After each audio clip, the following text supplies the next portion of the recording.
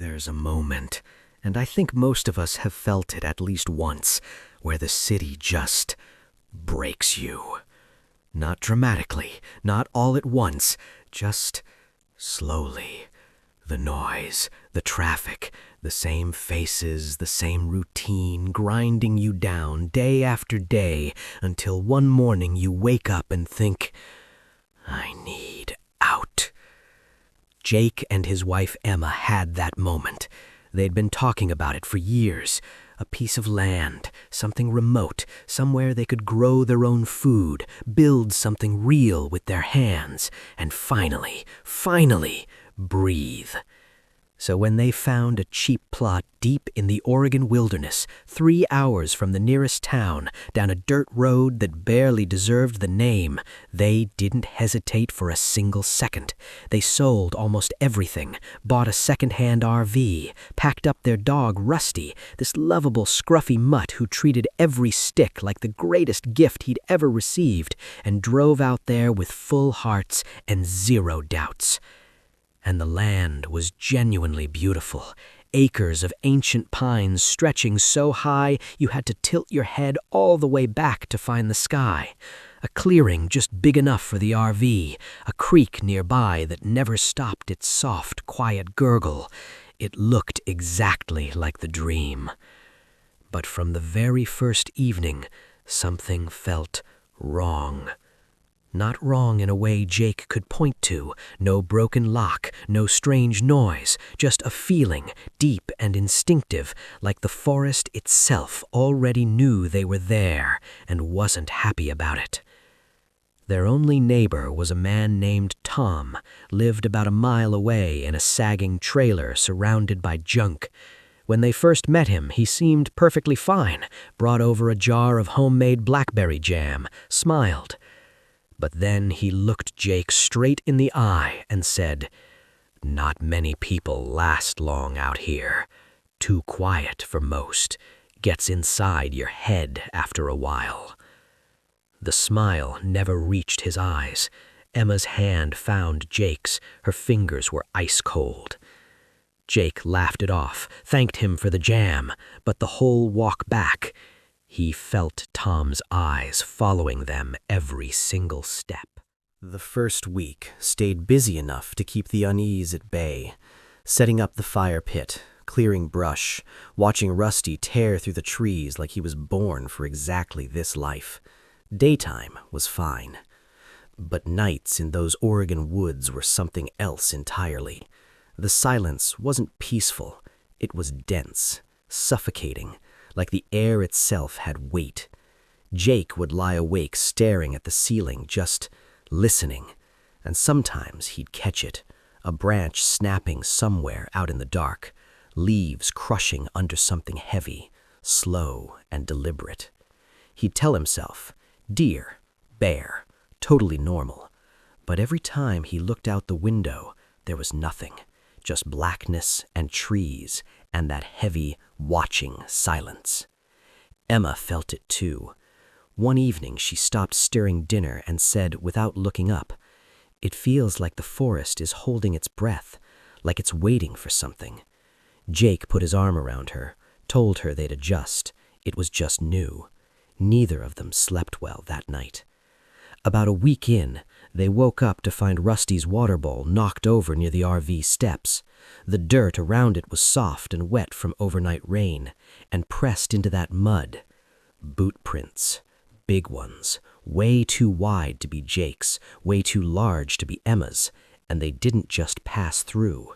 They circled the RV, then disappeared straight into the tree line. Jake's stomach dropped through the floor. He suggested Tom maybe stopped by. Emma shut that down immediately. He'd have knocked, he'd have said something. And what kind of person tips over a dog's water bowl and just leaves?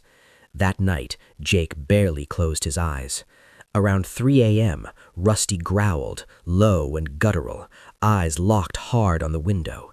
Jake grabbed the flashlight, swept the beam across the clearing. Nothing.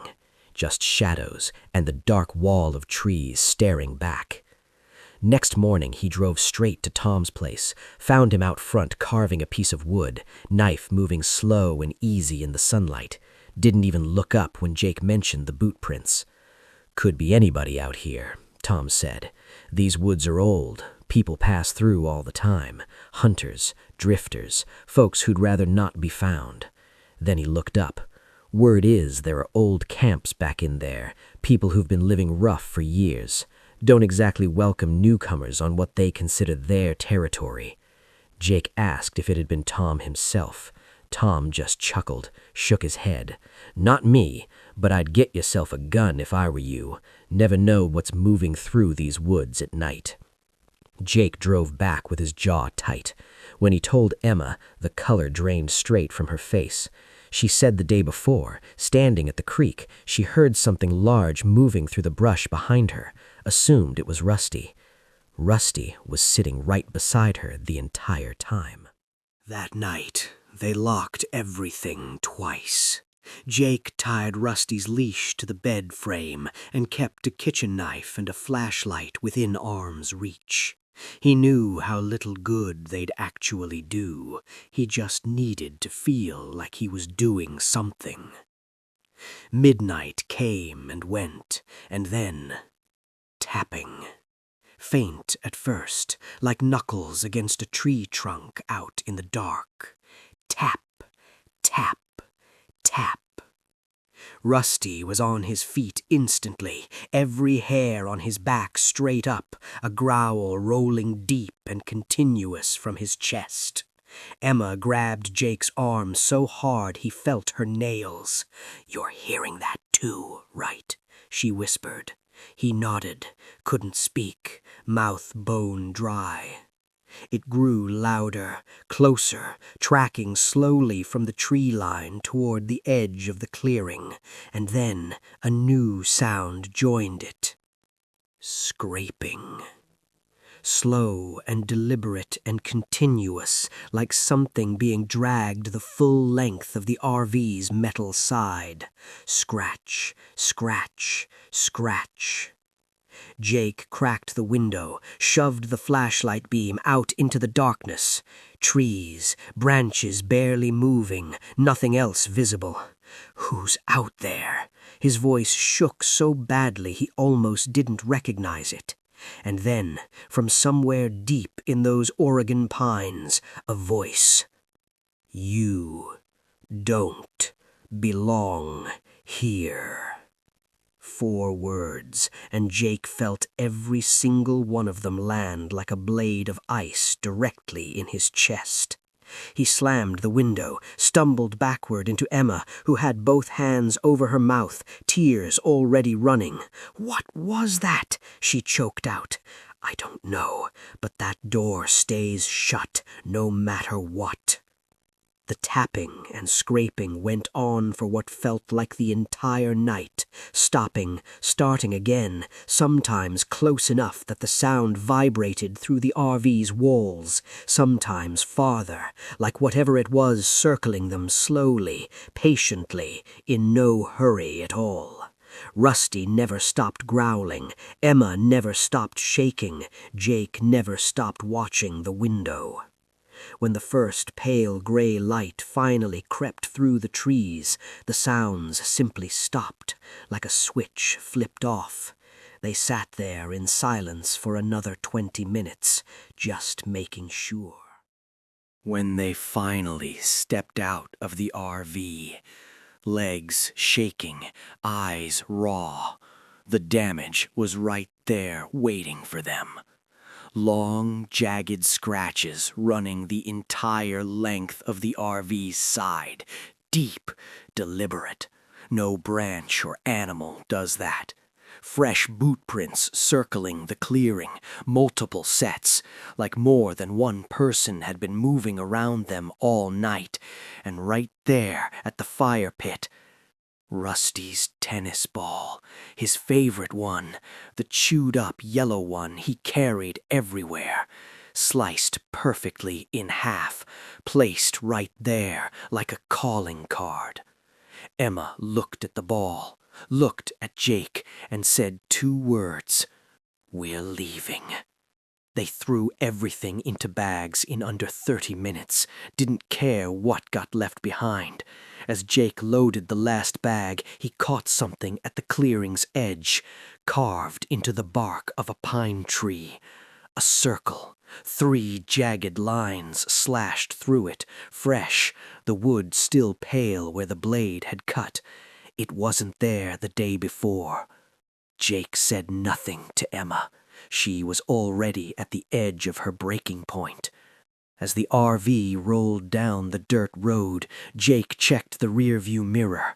Tom was standing outside his trailer, not moving, not waving, just watching them go, face completely unreadable, a dark shape against the tree line. At a motel in town, after they'd both collapsed for a few hours, Jake went looking for answers online. What he found didn't make him feel better. Stories of hikers going missing in those exact woods, carvings matching the symbol he'd photographed, posts about territorial groups living in the deep Oregon backcountry, drifters and survivalists who didn't welcome anyone who showed up uninvited. No names, no arrests, police rarely went out that far. And one article, dated 3 years earlier, about a couple who abandoned their off-grid build after finding scratches on their trailer and hearing voices outside at night. Almost word for word. Jake and Emma never went back.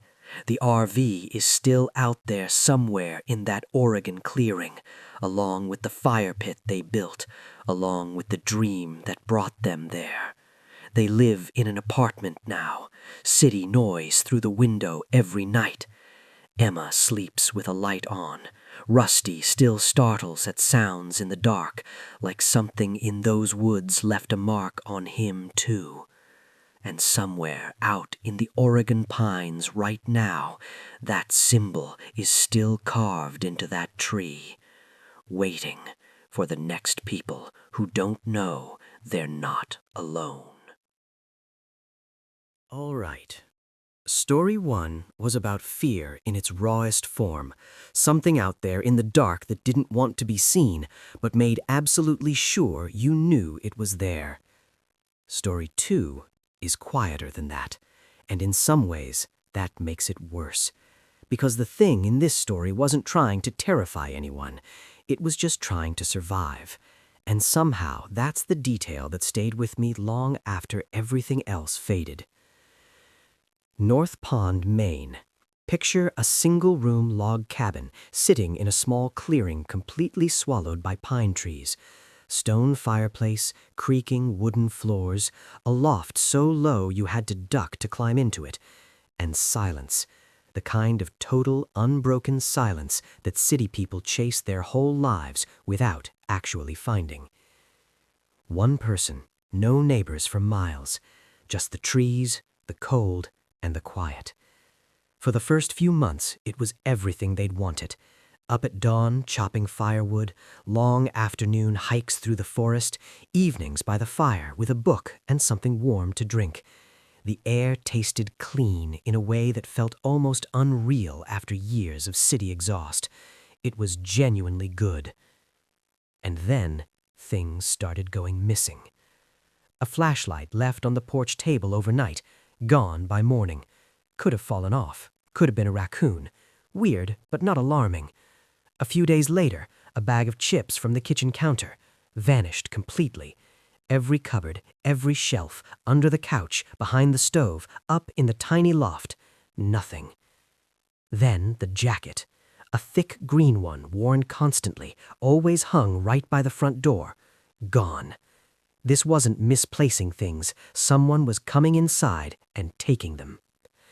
On a supply run into town, 30 minutes of rough dirt road just to reach pavement, they stopped at the local general store, the kind of place that hasn't changed in 40 years.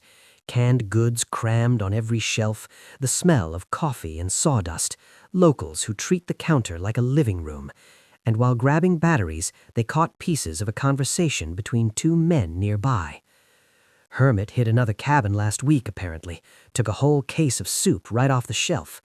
The other man nodded, like this was completely unsurprising.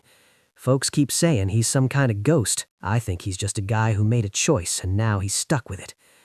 The woman behind the register looked up from the register. Doesn't hurt anybody, but knowing he's out there in those trees watching, that part's not nothing. The North Pond Hermit. A man who'd supposedly been living in the Maine wilderness for years, moving through the woods like a shadow, surviving entirely off what he could take from empty cabins. Some people in town thought he was a myth. He wasn't. Back at the cabin, every window suddenly looked flimsy. Every latch looked easy. The front and back doors both had locks that wouldn't stop anyone serious. Motion sensor alarm ordered that afternoon. New heavy deadbolts on every door. Half a month's budget gone in one purchase. For a full week after that, silence. Nothing missing. The alarm never triggered. Maybe it was over. Then one morning, a loaf of bread and a can of beans gone from the pantry. Both doors still locked, every window intact, the alarm completely silent. He'd come in while they were sleeping, and the alarm, the brand new alarm that was supposed to make everything okay, hadn't made a single sound. He'd been feet from where they were sleeping, and they hadn't heard a thing. After that, sleep just stopped working properly. Every creak the cabin made in the cold, every sound from the tree line outside. Up in bed with eyes open, heart already running before the brain even caught up. The isolation that once felt like freedom now felt like something that had locked around them. But they didn't leave. Instead, they decided to catch him. One night, all lights off, sitting alone in the total dark of the living room with a baseball bat laid across both knees, a chair wedged hard under the front door handle, and the back door left unlocked. Bait. If he was coming, that's the door he'd use. The clock on the mantel moved past midnight, past 1, past 2, coffee going cold, eyes going heavy, the last of the fire in the hearth dying down to nothing but faint orange coals. And then a sound, soft, careful, the scrape of a boot against the wooden steps outside. The back door handle turned slowly. The door swung open, and a figure stepped inside.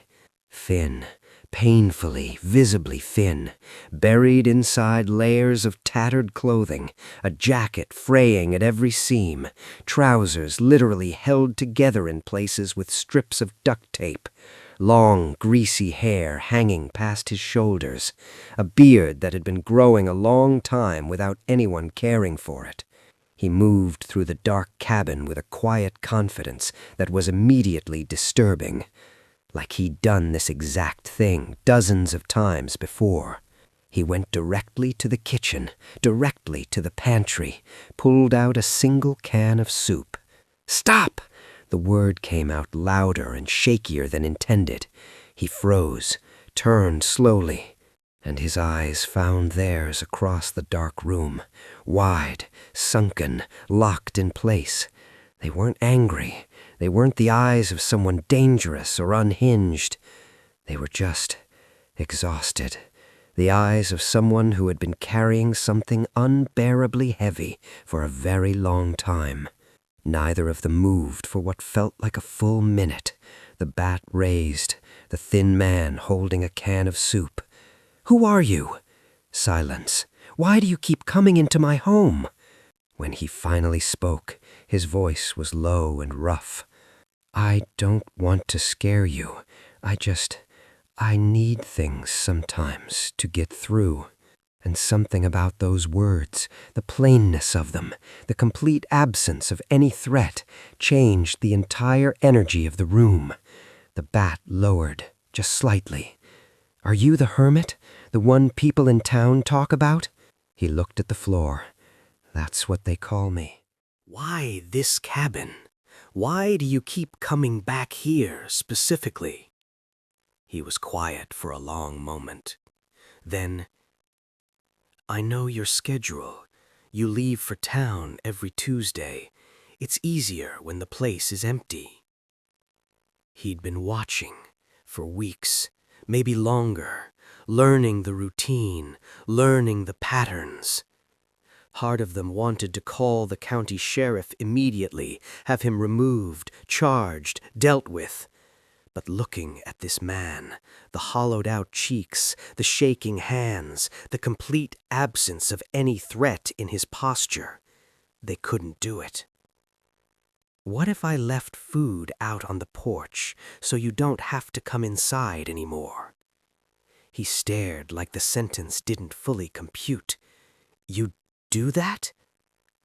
"Only if you give me your word that you stop coming inside. My home is off limits, completely. Do we have a deal?" He thought about it. Then, slowly, carefully, he set the can of soup back on the counter, backed toward the door, and said, "Thank you." Then he was gone, quiet as smoke. The next morning, a cardboard box appeared on the porch. Canned goods, a tin of tuna, a loaf of bread, an old sweater that had been sitting in a drawer for 2 years. By the following dawn, gone. Every week after that, a box. Sometimes an extra blanket, sometimes a pair of thick socks. Every week, gone without a trace. The break-in stopped entirely. And once, just once, while setting out the weekly box in the early gray light, they heard something carried softly on the wind from somewhere deep in the pines. "Thank you." When they looked toward the trees, nothing there, just branches and shadow and silence. They never saw him again, but the bat stayed by the bed every single night. The deadbolts got checked twice before sleep. Every creak of the cabin, every sound from outside in the dark. The forest that once felt like an escape didn't feel that way anymore. It felt like something that held secrets. And the biggest secret of all was still out there somewhere, moving between the trees. Somewhere out in those Maine woods tonight, he's probably still there, slipping through the dark between empty cabins, watching for lights going out, counting the days until Tuesday. 2 stories down. And I want you to notice the pattern before we get into this third one. Story 1. They got out. Scared badly, shaken to their core, but they made it to a motel and they drove away. Story 2. A truce. Strange and uncomfortable and complicated, but the threat had a face and a voice and ultimately a deal that held. Story 3. The threat got past every lock, every precaution, and came inside while someone was asleep. 7 months. That's how long this person had been living alone in their cabin. Deep forest, nearest town a 40-minute drive down a winding road that turned to dirt after the first 10 miles. 7 months of vegetable garden tending and firewood splitting and hauling water up from the stream every single morning. 7 months of a routine so solid and satisfying, it finally felt like a real life. The cabin felt completely like theirs. Right up until the moment it didn't. It started with boot prints. Big, heavy ones in the soft dirt circling the cabin, stopping right at each window. A lost hiker, probably. Someone curious about the property. Easy enough to explain away. Except the prints came back the next morning, and the morning after that. Always the same path, always pausing at the same windows. Like someone mapping the place, learning it. Then the shovel went missing from the locked shed out back. Then the hatchet. And then came that particular feeling, the one you can't logic away no matter how hard you try. that prickling across the back of your neck that shows up even in full afternoon sunlight, the feeling of being watched. Then, one afternoon, a man came out of the trees. Skinny, greasy brown hair hanging flat, a jacket 2 sizes too big, stained in ways that didn't wash out, eyes that moved constantly, to the cabin, to the shed, to the tree line, everywhere except the person standing right in front of him, hands fidgeting deep in his jacket. He stopped about 10 feet away. "Hey, name's Tom. Got a place a few miles back. Listen, you got any copper? My daughter needs it. School project." Everything about it was wrong. The voice too unsteady, the story too thin, the eyes that kept sliding past them toward the cabin door. They kept the axe in hand, kept the distance, said they didn't have copper, but offered a couple of old car batteries from the shed. Tom's expression shifted. 2 stories down. And I want you to notice the pattern before we get into this third one. Story 1, they got out. Scared badly, shaken to their core, but they made it to a motel and they drove away. Story 2, a truce. Strange and uncomfortable and complicated, but the threat had a face and a voice and ultimately a deal that held. Story 3, the threat got past every lock, every precaution, and came inside while someone was asleep. 7 months. That's how long this person had been living alone in their cabin. Deep forest, nearest town a 40-minute drive down a winding road that turned to dirt after the first 10 miles.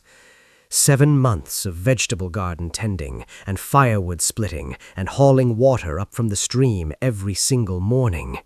7 months of a routine so solid and satisfying, it finally felt like a real life. The cabin felt completely like theirs. Right up until the moment it didn't. It started with boot prints.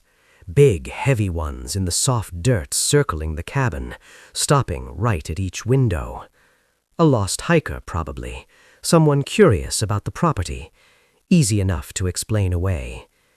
Except the prints came back the next morning, and the morning after that. Always the same path, always pausing at the same windows.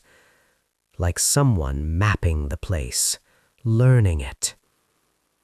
Then the shovel went missing from the locked shed out back. Then the hatchet. And then came that particular feeling, the one you can't logic away no matter how hard you try. That prickling across the back of your neck that shows up even in full afternoon sunlight. The feeling of being watched. Then, one afternoon, a man came out of the trees. Skinny, greasy brown hair hanging flat, a jacket 2 sizes too big, stained in ways that didn't wash out.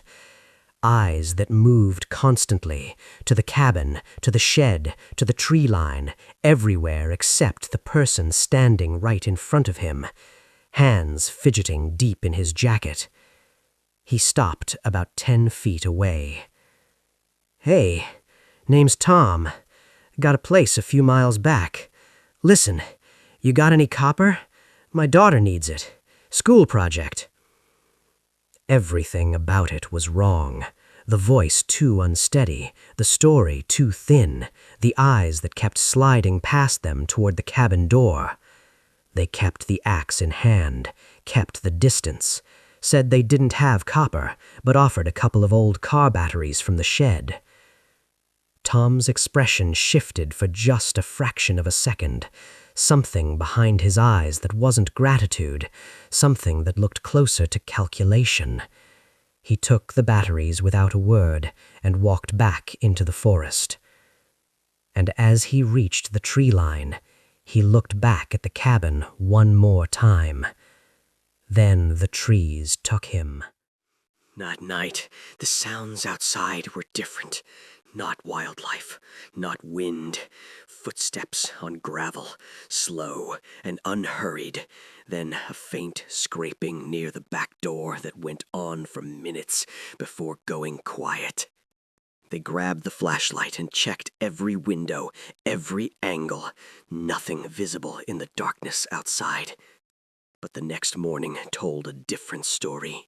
Pry marks on the back door frame, deep ones, wood splintered and torn around the lock, the unmistakable impression of a crowbar forced into the gap and leaned on hard. The old shotgun came out of the storage trunk that afternoon, cleaned it down, loaded it, set it beside the bed where it would stay within arm's reach all night.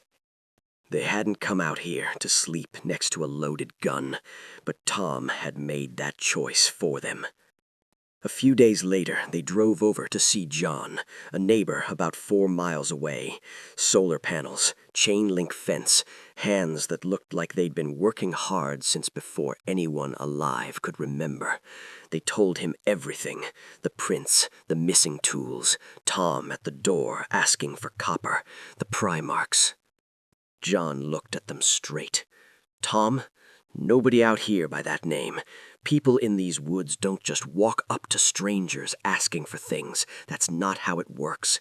You're 40 minutes from help. You need to take this seriously. He paused.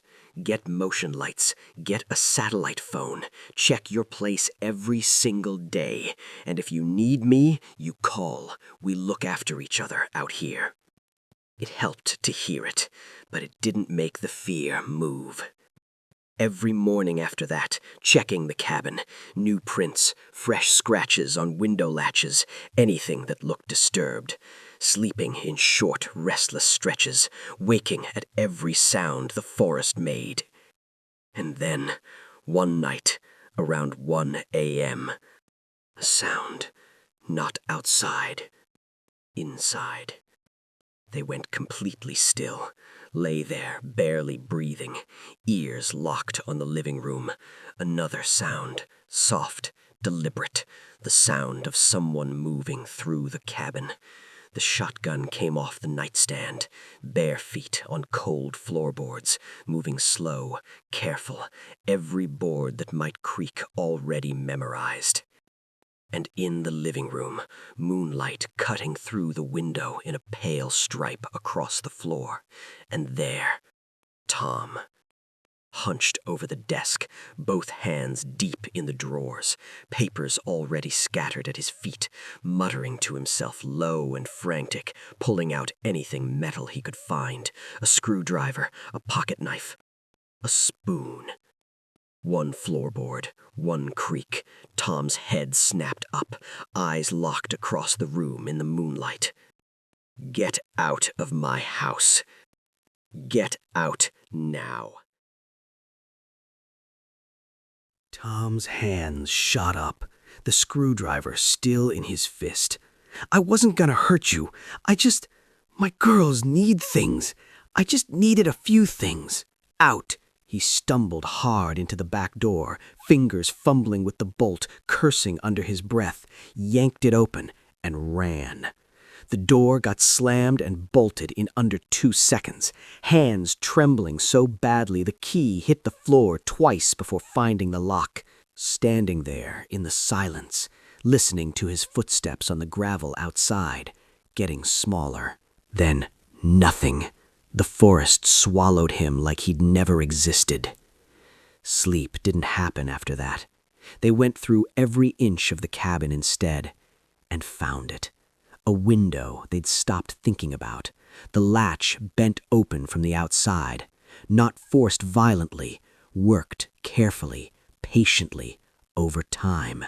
He'd left dirt across the floor, a trail leading from the window to the desk and back.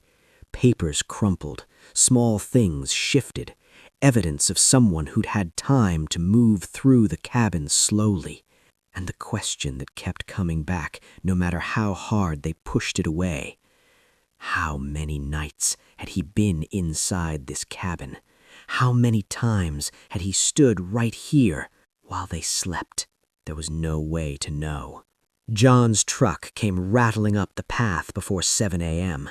He looked at the window, looked at the desk, looked at them. You're lucky it went the way it did. You kept your head. That matters out here. What if he comes back? He might. So you make it harder for him. Lights, cameras, phone that works when the cell doesn't. And you call me. I mean it. The next 7 days were spent hardening everything.